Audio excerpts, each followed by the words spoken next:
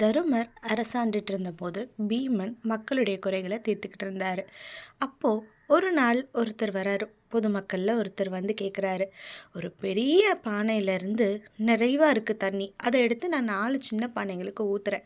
4 சின்ன பானைகளும் நிறைஞ்சிருது. அந்த பானையில் இருந்த மொத்த தண்ணியும் நான் ஊற்றிட்டேன்.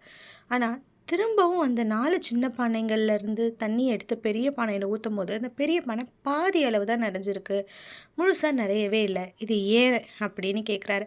பீமனுக்கு ஒன்றும் புரியல. அது எப்படி நிறைஞ்சிருக்கணும்ல நியாயமாக பார்த்தா. உடனே தர்மர் கிட்ட போய் கேட்குறாரு. அப்போ சொல்கிறாரு, இது வரப்போகிற கலியுகத்தில் நடக்க போகிற நிகழ்வை சுட்டி காட்டுது.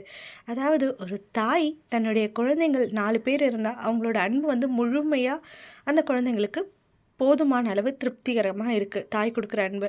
ஆனால் திரும்ப அந்த குழந்தைங்க அம்மாவுக்கு கொடுக்குற அன்பு இருக்குது பாருங்கள், அது பூரணமாக இல்லை, திருப்திப்படுத்தலை, முழுமையாக